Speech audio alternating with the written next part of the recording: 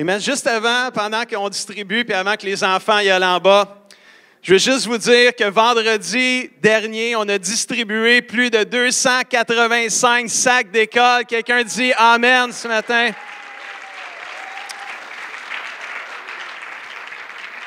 C'était incroyable de voir toutes ces personnes venir. Presque 600-700 personnes sont venues vendredi après-midi, ici même à l'église, recevoir ce sac d'école. Je veux dire merci, je l'ai dit l'autre fois, je l'ai dit l'autre fois avant, puis je vais le dire encore une dernière fois. Notre équipe des sacs d'école, Josiane, où es-tu, Josiane? Elle est dehors, ou tu sais, elle sert encore partout. Comme ça. Non, elle est là, elle est en arrière, en blanc. Josiane, Manon, où es-tu, Manon? Lève-toi, Manon. Cathy, est-ce qu'elle est là, Cathy? En avant, ici. Puis Martine. Elle est là, en avant. Ça, c'est notre équipe. Grâce à ces dames-là, on a pu pouvoir aider autant ces personnes-là. Je veux vous dire merci. Est-ce qu'on peut les honorer ce matin et dire merci?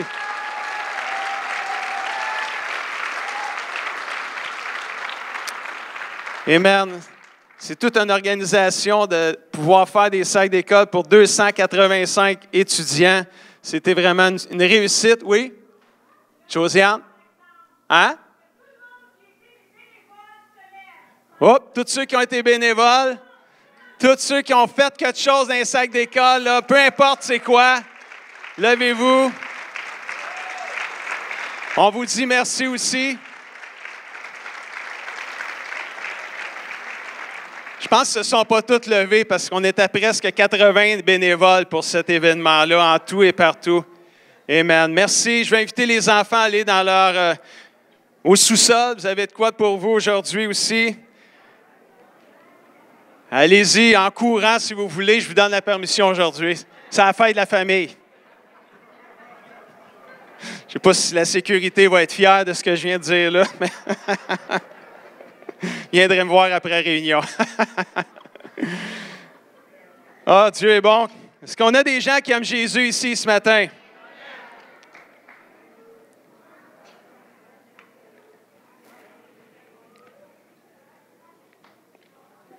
Good, super. Tantôt, je vais tout vous expliquer comment ça fonctionne, la fête de la famille. On a changé un peu le procédé aujourd'hui parce que la météo est incertaine. Alors, on va faire ça différemment. On va faire ça différemment, mais une chose est certaine, ça ne sera pas annulé. Amen. C'est le dernier message de la série que j'ai faite cet été, Un été dans le surnaturel. J'ai fait toutes sortes de messages qui avaient rapport avec le surnaturel. La vie chrétienne est remplie de vies transformées surnaturellement par notre Dieu. Il y a plein de miracles. Chaque vie née de nouveau, chaque chrétien né de nouveau est en soi un miracle en elle-même. On voit dans la Bible plein de miracles. Un miracle, c'est quoi? C'est un fait inexplicable pour la raison humaine que l'on suppose d'origine surnaturelle. Ça, c'est la définition du dictionnaire. En fait, c'est quand Dieu intervient qu'un miracle arrive. C'est hors de l'ordinaire, c'est surnaturel. Naturel, c'est humain, surnaturel, c'est divin. Et aujourd'hui, on a vu toutes sortes de miracles durant ces séries de messages-là et tous les messages que j'ai prêchés là-dessus sont disponibles sur le site Internet.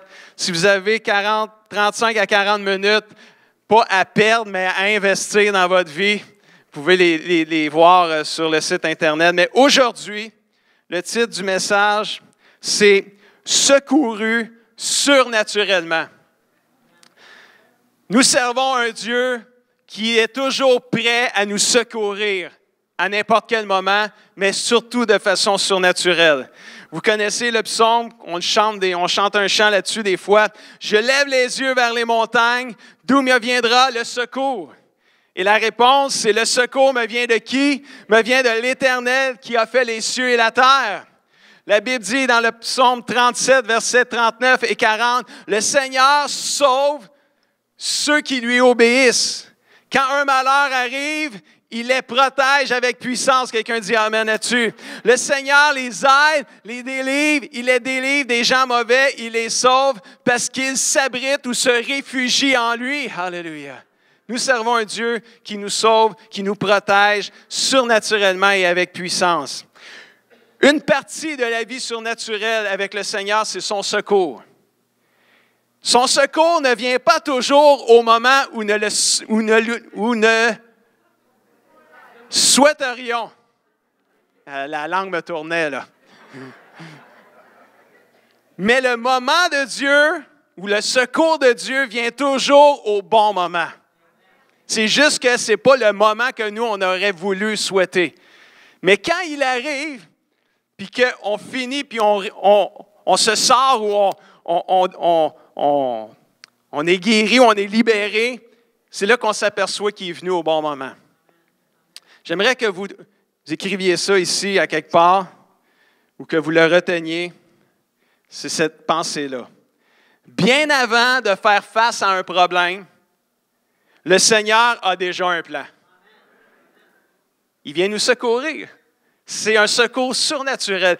Bien avant de faire face à un problème, le Seigneur a déjà un plan. Bien avant que vienne le déluge dans l'histoire, dans l'Ancien Testament, bien avant que vienne le déluge sur la terre, Dieu avait déjà planifié de sauver Noé et sa famille en lui demandant de construire un bateau 600 ans avant, ou 100 ans avant, là, je ne sais plus, mais il y avait beaucoup d'années. Il ne mouillait pas quand il a fait le bateau, en tout cas. Bien avant que Jonas, pour ceux qui connaissent l'histoire de Jonas, bien avant que Jonas soit jeté dans la mer parce qu'il avait désobéi à l'appel de Dieu, Dieu avait déjà planifié envoyer un gros poisson pour avaler tout rond Jonas puis le vomir tout rond sur le bord de la rive. Si vous ne connaissez pas l'histoire, lisez le livre de Jonas dans la Bible. 4 chapitres, ça se lit en 20 minutes.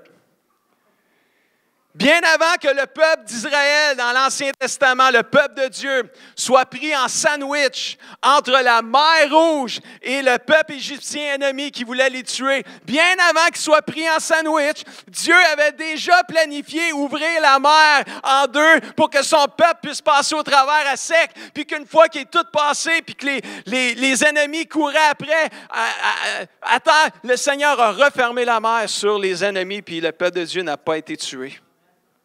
Ça, c'était bien avant qu'il passe. Dieu avait déjà planifié. Parce que bien avant qu'on fasse face à un problème, Dieu a déjà un plan. Quelqu'un dit amen. Je ne sais pas si ça vous rassure d'être chrétien ce matin, là, mais moi, là, ça me rassure énormément.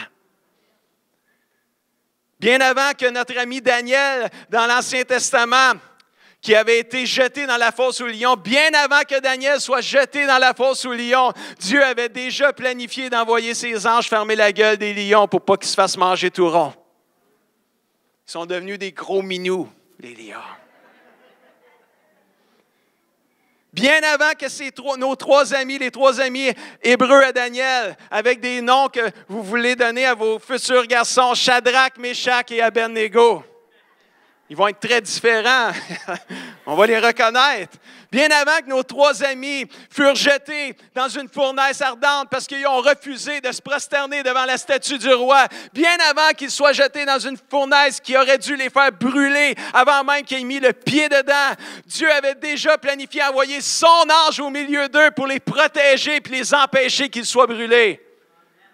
Parce que bien avant qu'on fasse face à un problème, Dieu, il a déjà un plan pour nous secourir surnaturellement. Alléluia. Bien avant que tu apprennes une mauvaise nouvelle sur ta santé, Dieu a un plan pour toi, mon ami. Bien avant que tu perdes ta job, Dieu a un plan pour quelque chose d'autre pour toi. Peut-être que tu ne réalises pas sur le coup, mais fais confiance à Dieu parce que bien avant que ça arrive, Dieu a un plan pour toi. Bien avant que tu fasses face à un quelconque problème, réalisons ce matin que le Seigneur a déjà un plan pour nous secourir. Quelqu'un dit amen. Et là, je fais une petite parenthèse pour saluer Pasteur Gabriel et Myriam qui sont avec nous ce matin. J'attendais que Myriam arrive. Alléluia. Amen. Il y en a qui ne le savent pas, il y en a qui le savent. Je l'ai déjà annoncé quand c'était fait à l'Église, mais on veut juste annoncer que Pasteur Gabriel et Myriam ont été élus pasteurs principaux de l'Église de Lassar en Abitibi. Oui, Lassar en Abitibi, à 9 heures d'ici, c'est vraiment loin, mais ils ont été élus. Et tout ce qui manque à Gabriel et Myriam, c'est de vendre leur maison. Et j'aimerais ça que l'Église ce matin puisse prier immédiatement pour eux ce matin. Venez avec moi en avant, là. Je vais vous gêner un petit peu, mais quoi que c'est pas gênant, venez ici, anyway. Amen. Je veux juste prier pour vous, pour que la maison se vende, mais que la faveur de Dieu aussi soit sur vous dans ce nouveau défi, nouvelle saison pour vous. Puis merci d'être là ce matin. Fête de la famille. Je ne sais pas si tu es venu parce qu'il y avait du blé d'Inde aussi, mais quel bon timing. Non, je vous taquine. Oui, c'est vrai. C'est gratuit pour eux autres. Je ne sais pas c'est qui est à billetterie, mais nous... Mettez ça sur mon bras, là, je paye pour eux autres aujourd'hui. Amen. Seigneur, on veut élever à toi, Gabriel et Myriam, Seigneur Jésus.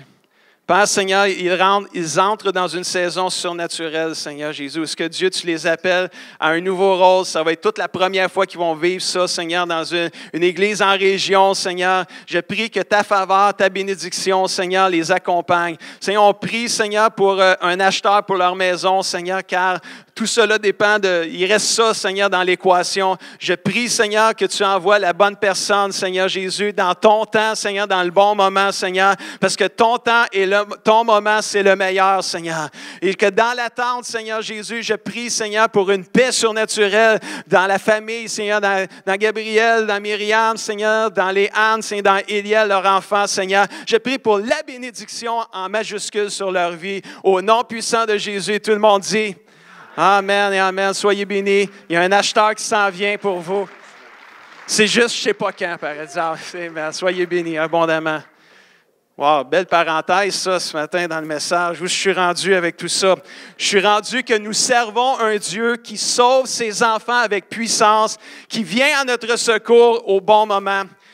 Dans le dernier message que j'ai fait en début du mois, où ce que j'ai parlé de vivre dans la victoire sur les démons, j'ai fait illusion à une histoire où ce que l'apôtre Paul avait chassé un mauvais esprit un mauvais esprit de divination dans une femme qui les harcelait tout le temps.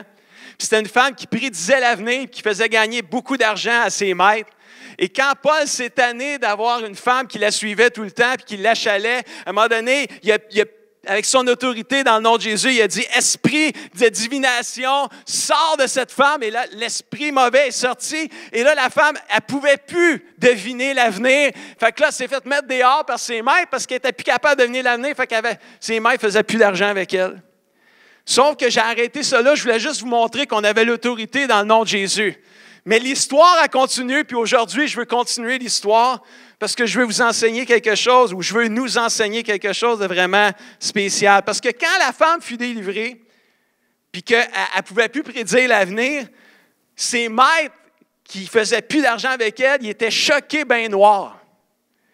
Après, pas la femme, après Paul et son ami Silas qui avaient prié sur elle. Et là, ça a créé tout un émoi dans la ville. Et là, ils ont fait vraiment, là, c'est comme s'il y avait eu Facebook dans ce temps-là, je peux te garantir qu'il n'aurait parlé là. Puis il aurait appelé TVA Nouvelles, ça aurait fait la une, c'est sûr et certain. Mais on dirait que Facebook était là dans ce temps-là parce qu'ils ont réussi à créer tout un émoi, toute une opposition sur Paul et Silas. Puis regardez ce que la Bible dit dans Actes 16, versets 22 à 24. La foule se met en colère contre Paul et Silas. Ils avaient réussi là, à mettre toute la foule sur leur bord, là, ces maîtres-là. Les juges romains font arracher les vêtements de Paul et Silas et ils commandent qu'on les frappe à coups de fouette. Aïe aïe. Et quand on les a bien frappés, imagine-toi, là, on les jette en prison. Et on commande aux gardiens de la prison de les surveiller avec soin. Dès que le gardien reçoit cet ordre, il les met au fond de la prison pour être bien certain qu'ils restent là longtemps. Mais surtout, ils fixent leurs pieds dans des blocs de bois là, à la Hells Angels. Là, puis là, ils mettent des chaînes. C'était sûr qu'ils ne pouvaient pas sortir de là. Et tout ce qu'ils ont fait, là, c'est qu'ils ont juste prié pour qu'une femme soit délivrée. Puis elle l'a été. Ça leur a coûté d'être déshabillés, d'être mis en prison puis d'être battu violemment. Paul vient de chasser un démon, là. Un mauvais esprit qui emprisonnait une femme. Il vient de libérer quelqu'un, qui vient de lui donner la vie, finalement. Et le résultat est ceci. Mais la réponse, c'est comme si Dieu ne semble pas les avoir protégés. Où est Dieu là-dedans, là? Pourtant, ils ont fait ce que Dieu voulait qu'ils fassent. Prier pour eux autres, la délivrer. Ils ont fait la volonté de Dieu. Et là, ils se retrouvent en prison après avoir été battus violemment. Nous pouvons avoir les mêmes sentiments, nous aussi, pour nos propres situations. On fait de notre mieux pour être un bon chrétien exemplaire. On donne de notre meilleur. On obéit au Seigneur. On résiste aux tentations. Des fois, on tombe, on demande pardon, on revient, mais on veut faire la volonté de Dieu. On se donne corps et âme pour l'œuvre de Dieu. On sert le Seigneur. Et pourtant, il y a des gens qui viennent parfois nous dire des paroles de mort. Il y a des doutes qui viennent s'installer pour nous ralentir. Le découragement vient frapper à notre porte pour nous abattre. Des fois, il y a des injustices qui nous frappent de plein fouet. Puis c'est des injustices. Puis là, on est reculé. Et des fois, on se demande, où es-tu Dieu dans tout cela? On fait quoi quand ça arrive? Parce que réalisons-le pas. Mais tout le monde vit ces épreuves-là partout dans le monde entier, chrétien, pas chrétien. On vit toutes ces affaires-là. On est tous là-dedans. Alors, on fait quoi? On fait quoi? Dieu, t'es où? Me semble que tu ne nous as pas protégés. Tu es celui qui nous sauve avec puissance. Me semble que tu ne nous as pas trop protégés surnaturellement. On dirait que surnaturellement, tu nous as laissés aller. Et là, le diable, il en profite quand on a ces questionnements-là pour renforcer. Puis là, il pèse il fonce sur notre blessure, il fonce sur notre injustice, il fonce sur les paroles de mort qui nous ont été données. Puis là, il essaye de nous décourager pour plus qu'on serve le Seigneur. Puis là, Paul et Silas, là, dans le fond de la prison, là, attachés avec des chaînes, des blocs de bois, parce qu'ils ont fait le bien, ils pensent quoi, eux autres, dans tout ça, là? Ils pensent comment, là? Où es-tu, Dieu? Peut-être qu'ils ont pensé, Dieu, me semble que tu aurais pu nous protéger. Ils font quoi? Ils se découragent-tu? Ils lâchent-tu le Seigneur? Mais je remercie le Seigneur, dans la Bible, c'est écrit ce qu'ils font. Fait qu'on va aller lire ce qu'ils font. Actes 16, versets 25 à 26. J'espère que ça va nous inspirer. Vers minuit, après une grosse journée, là, avoir été déshabillé, avoir été battu violemment, puis là, enchaîné dans une prison, mais surtout dans le fond de la prison, où ça devait sûrement sentir pas bon, parce que les prisons, dans le temps de la Bible, ils étaient pas mal moins équipés, puis il n'y avait pas de sang bon là-dedans. Là. Paul et Silas, qu'est-ce qu'ils font? Ils sont en train de maugréer, de chialer contre le Seigneur. Non, merci Seigneur, c'est pas ça qui est écrit. Ils sont en train de prier, de chanter la louange de Dieu, puis surtout que les autres prisonniers les écoutent à leur grand étonnement sûrement. Et tout à coup, il y a un violent tremblement de terre. Les murs de la prison se mettent à bouger, à shaker. Aussitôt, toutes les portes s'ouvrent, bang! Les chaînes de tous les prisonniers, pas juste Paul et Silas, tous les prisonniers, toutes les chaînes sont brisées par la louange de Paul et Silas. Quelqu'un dit Amen. Wow!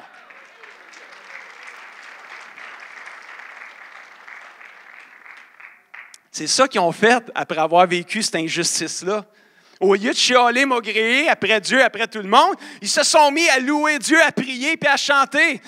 Puis ce que j'aime, là, puis retenez ça, là, Paul et Silas n'ont pas adoré Dieu après que les chaînes sont tombées. Ils ont loué Dieu pendant qu'ils étaient enchaînés. En plein milieu de la prison, ils se sont mis à louer Dieu. Imagine-toi un coup déchaîné, comment que la louange devait être encore plus élevée et plus forte. Oh, wow! On est encouragé dans la Bible à offrir à notre Dieu un sacrifice de louange.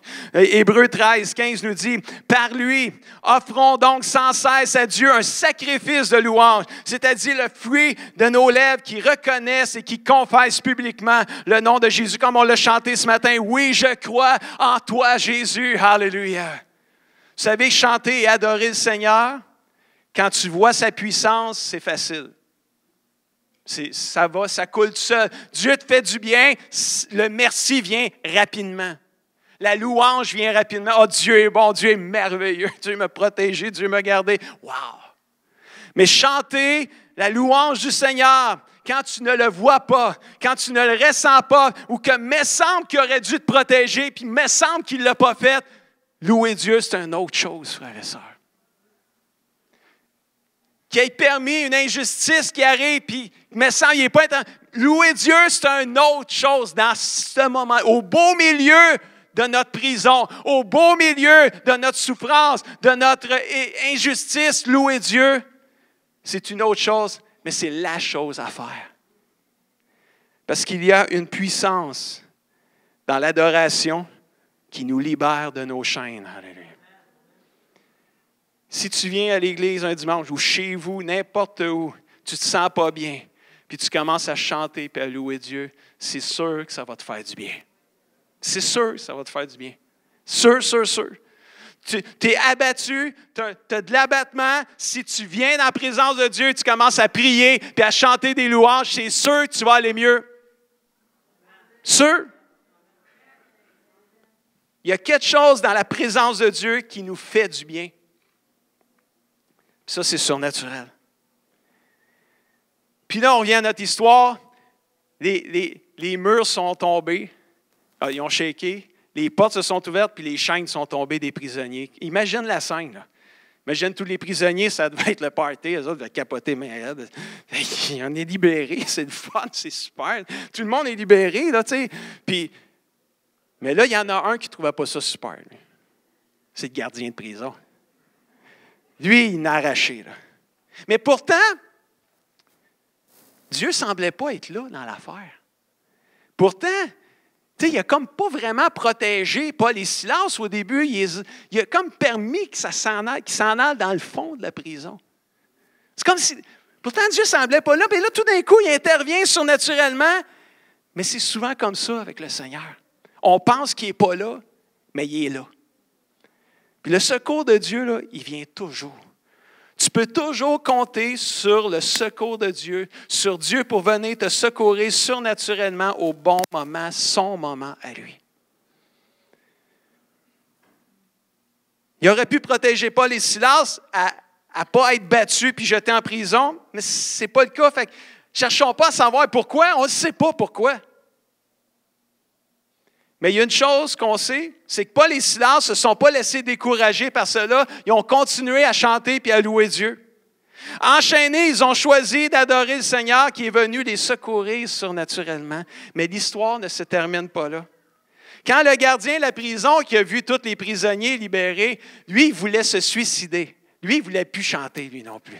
Lui, il n'a pas aimé ça trop, parce que dans ce temps-là, les gens qui étaient gardiens de prison, là, il y avait un mandat solide, puis eux, ils avaient eu un mandat très clair de eux autres, Paul et Silas, là, checkez-les comme il ne faut pas qu'ils sortent d'ici, eux autres. Là.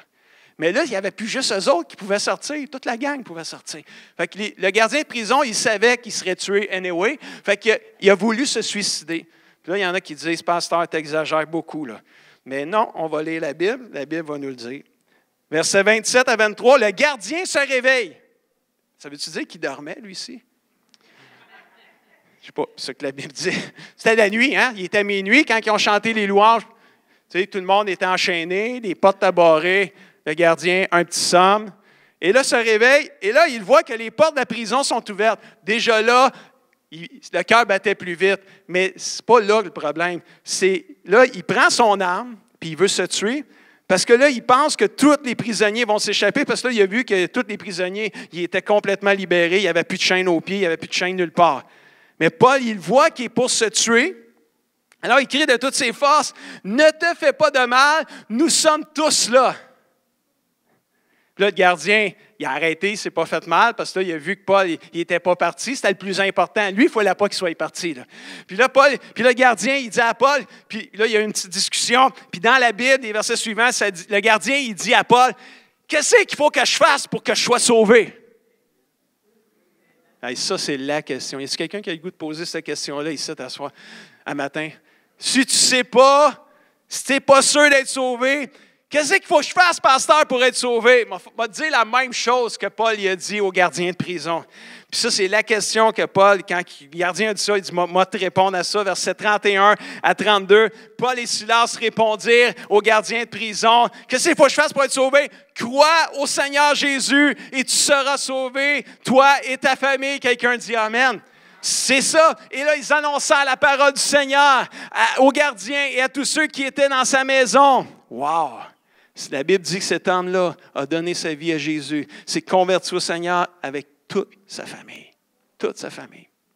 Parce que eux, ils ont cru en Jésus, ils ont reçu Jésus dans leur vie. Et la Bible dit, dans Jean 1, je n'ai pas le verset à l'écran, mais à tous ceux qui ont cru en Jésus et qui l'ont reçu dans son cœur, Jésus leur a donné le droit, le pouvoir de devenir un enfant de Dieu. Et ces gens-là, Dieu leur a donné une vie nouvelle. Alléluia. Wow! C'est arrivé aux gardiens de prison, ça. Puis regardez ce qui est arrivé au verset 33. Il fut aussitôt baptisé dans l'eau, ainsi que tous les siens, toute sa famille. Ils ont fait monter Paul et Silas chez lui, il leur a offert à manger. Cet homme, le gardien de prison, avec toute sa famille, fut rempli de joie d'avoir cru en Dieu. Wow! Ça en allait se tuer. Ça en allait se tuer. C'est fou pareil, hein? Il s'en allait se tuer sur le bord de mourir puis s'en aller dans une éternité sans Dieu qui est l'enfer. Puis Paul qui dit, non, hey, fais pas ça, on est encore là. C'est quoi, il faut que je fasse pour être sauvé? Parce que moi, je suis mort anyway, là, tu sais. Fait que... Puis Dieu vient le chercher, puis il sauve cet homme-là. Il sauve sa famille au complet. Ils sont baptisés dans l'eau. Si tu es un enfant de Dieu, né de nouveau aujourd'hui, puis tu n'as pas encore été baptisé dans l'eau, là, inscris-toi à Zone Info. On a un baptême d'eau le 30 septembre. Alléluia. Wow. Le secours de Dieu pour Paul et Silas est venu dans un moment qui a permis aux gardiens de la prison d'être sauvés avec toute sa famille. C'est tout simplement wow. Si Dieu avait protégé Paul et Silas avant, puis qu'ils n'auraient pas été en prison, on n'aurait pas cette histoire-là. Mais au travers de tout ça, Dieu est venu secourir surnaturellement Paul et Silas en les délivrant de la prison, mais il est venu sauver surnaturellement le gardien de prison qui s'en allait suicider avec toute sa famille. Et moi, c'est ma prière ce matin. Que le Seigneur puisse sauver pas juste une personne, mais qu'il puisse sauver des familles entières. Entières. Bien avant que Paul et Silas soient jetés en prison, Dieu avait déjà un plan d'envoyer un tremblement de terre pour brasser la prison et secourir surnaturellement Paul et Silas et sauver spirituellement le gardien de prison. Oui, il arrive des tragédies. Il arrive de terribles épreuves. Pour ceux qui ne connaissent pas notre histoire, notre bébé, en 1994, est mort tout juste avant de sortir du ventre de ma femme. Mais bien avant que ça arrive ça, là, Dieu y avait un plan.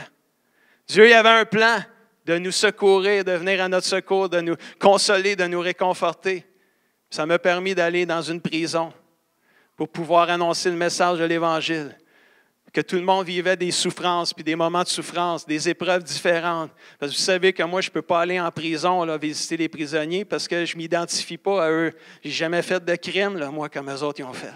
Mais j'ai passé par la vallée de la souffrance qu'eux passent. Dieu m'a restauré, Dieu m'a guéri. Puis il y a des prisonniers qui ont donné leur vie à Jésus quand je suis allé en prison. Bien avant, oui, il y a des tragédies qui arrivent. Il y a des épreuves qui arrivent. Un ivre au volant a tué mes 2 amis laissant leurs parents orphelins. Des gens meurent dans des tueries. Récemment, j'ai entendu l'histoire du pasteur Craig Groeschel, qui est le pasteur de l'église Life Church, New Life Church TV. En tout cas, c'est une église aux États-Unis qui a des milliers de personnes, puis qui sont surtout ils ont plusieurs campus, puis c'est un ministère là, vraiment à la gloire de Dieu, où il y a de l'impact, les gens sont sauvés, c'est incroyable. Mais Craig Groeschel, à un moment donné, racontait son histoire en 1995, alors qu'il était juste membre d'une équipe pastorale, pas de l'église qu'il a fondée, de l'église où il était avant. Et en 1995, À Oklahoma City, aux États-Unis, il y a eu une explosion. Il y a un gros building important dans la ville qui a explosé. Si vous pouvez aller voir cette histoire-là là, sur Google, tout est écrit. Et Craig racontait cette histoire-là, puis il dit, cette journée-là, ce mardi-là que c'est arrivé en 1995, j'étais censé être dans mon bureau à l'église, mais on m'a appelé, on m'a convoqué pour aller au collège biblique. Alors, je suis allé au collège biblique, que j'aurais pas dû y aller ce matin-là, mais il est allé au collège biblique et ce matin-là, mais c'est le matin où que ça l'a explosé. Et lui, l'église était juste en face du gros building qui a explosé, mais le building, ça a tellement explosé que ça s'est rendu jusque dans le bureau de Craig. Mais il n'était plus là, il n'était pas là, il était à l'école biblique. Mais il aurait dû être là. La fenêtre a défoncé sa chaise de bureau. Il y a eu tellement d'explosion forte que la fenêtre, là, elle a sorti de son cadrage pour se ramasser sa chaise de bureau en 1000 morceaux. Si lui avait été là, il aurait ramassé Craig en passant. Puis là, il disait, c'est comme, wow, c'est comme Dieu m'a protégé. C'est comme, bien avant que cela arrivait, Dieu avait déjà un plan que je ne sois pas là. Puis là, il a fondé l'Église où il y a des milliers de personnes se sont converties depuis plusieurs années. Mais il disait cette histoire-là, mais il dit en même temps, mais il dit, n'oubliez pas qu'il y a quand même eu 168 morts. Puis là, il nous ramenait à la réalité où il y a des tragédies qui arrivent à tout le monde, des bonnes personnes, peu importe c'est qui les personnes. Oui, les tragédies arrivent. Est-ce que ça fait mal? Oui. Est-ce qu'on est dévasté quand les tragédies arrivent? Mais est-ce qu'on va continuer de croire dans le Seigneur malgré le dévastage qu'on a? Oui. Pourquoi? Parce que bien avant que nous soyons dévastés, le Seigneur a déjà un plan pour nous secourir surnaturellement. Alléluia. C'est pour ça qu'on va continuer de chanter des louanges au Seigneur. Bien avant que ton mari ou que ton épouse décède, Dieu y avait un plan pour venir te secourir surnaturellement. C'est juste quand, on ne le sait pas. On sait que ça va arriver. Est-ce qu'on va attendre qu'il intervienne avant de le chanter et l'adorer? Non. On va le faire. Bien, au beau milieu de nos larmes et de notre souffrance. Parce qu'à un moment donné, Dieu va envoyer un tremblement de terre. Puis il va venir nous secourir, nos chaînes vont tomber. Wow. Bien avant de faire face à un problème, le Seigneur a déjà un plan. Paul, quand il était en prison, parce qu'il était en prison souvent, c'était juste un preview. Cet événement-là, c'était juste un preview parce qu'il est allé encore plus qu'une fois. Il était... L'injustice, lui, il l'a vécu en masse. Puis il n'a pas dit, oh, c'est pas juste là, ce qui m'arrive. Moi, Seigneur, je ne te suis plus, je ne te fais plus confiance. Puis je prêche surtout plus. À toutes les fois que j'ouvre la bouche, je me ramasse en prison. Non, Paul, il n'a pas fait ça. Quand il était en prison, il écrivait aux chrétiens puis il leur disait « Réjouissez-vous toujours dans le Seigneur. » Je le répète, réjouissez-vous. Ça, c'est le gars en prison, injustement, qui nous dit « Réjouis-toi. » Et je pense qu'on est mieux de se réjouir. Bien avant de faire face à un problème, le Seigneur a déjà un plan. Est-ce que je peux inviter l'équipe de louanges à s'approcher?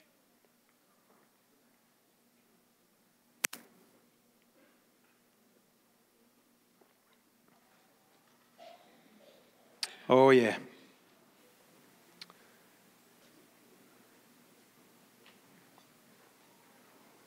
Jouer infiniment grand, Jean-Marie. Amen. Oh, Dieu est bon. Est-ce qu'on a des gens qui croient dans le secours surnaturel de Dieu ici dans cette salle? Yes. C'est juste que quand tu es dedans, t'espères, tu as l'impression, vas-tu en avoir un secours? Ma maison, va-tu se vendre? On attend après le secours de Dieu, l'intervention de Dieu, et on se pose des questions. Mais moi, ça fait longtemps que je suis chrétien, là. Ça fait longtemps que je suis chrétien. Mais il y en a, ça fait plus longtemps que moi dans cette salle que vous êtes chrétien. Mais moi, là, j'ai une confiance en Dieu de plus en plus inébranlable. J'ai plein d'épreuves. J'en ai eu en masse des injustices. On pourrait passer l'après-midi ici, là. On pourrait s'en raconter. Hein? T'as vécu ça, toi? Ben oui, j'ai vécu ça. T'es encore chrétien? Ben oui, je suis encore chrétien. Ça se peut pas? Ben oui, ça se peut. Je suis là. Je crois dans le secours surnaturel de Dieu. Aujourd'hui, plus que n'importe quand avant. Quand quelqu'un vient me voir et me raconte ses épreuves, j'ai de la peine, ça m'attriste, mais j'ai confiance que Dieu peut secourir. J'ai confiance. J'ai une bonne dose d'injection d'espoir dans mon bureau. Où ce que j'injecte l'espoir. Mais quand tu es dedans, c'est dur de croire. Quand tu es au beau milieu, c'est dur de croire. C'est dur d'ouvrir la bouche et oh Dieu, alors que tu aurais dû me protéger. Alors que tu aurais dû faire quelque chose pour que mon enfant puisse vivre. Ou, tu aurais dû juste pas qu'il se fasse concevoir quand c'est arrivé. Pour pas que ma femme elle ait 9 mois de grossesse pour arriver à la fin, pour avoir un bébé, accoucher d'un bébé mort. Tu comprends? Là, tu lèves les mains. Dieu, tu es infiniment grand. C'est dur à chanter quand tu es là-dedans. Là. C'est dur à chanter quand tu arrives. Tu as une épreuve, tu viens de perdre ton mari, tu viens de perdre ta femme, tu viens de perdre des enfants. Il y a des parents, peut-être ici, vous avez perdu des enfants, alors que c'est les enfants qui enterrent les parents, normalement. Et là, on a des épreuves qui nous arrivent. Élever les mains et dire, oh Dieu, tu es infiniment grand. Ça prend de la foi, ça. Ça prend une confiance en Dieu. Tu dis, Dieu, c'est pas par les sentiments que je te loue ce matin. C'est parce que je t'aime et je crois en toi. Je vais te louer malgré mes sentiments. Je vais aller contre mes sentiments. Je vais aller contre mes émotions qui me font pleurer, qui me font choquer, qui me font décevoir ce matin. Mais Seigneur, je vais te louer parce que j'ai confiance que tu vas venir me secourir au bon moment. Alléluia. Mais semble j'aimerais ça tout de suite. Mais semble ça serait le fun maintenant, tout de suite. Mais Seigneur, regarde, j'ai confiance que tu fais toutes bonnes choses en ton temps. Je le déclare sur ma vie, même si je ne le ressens pas. Oh oui. Bien avant de faire.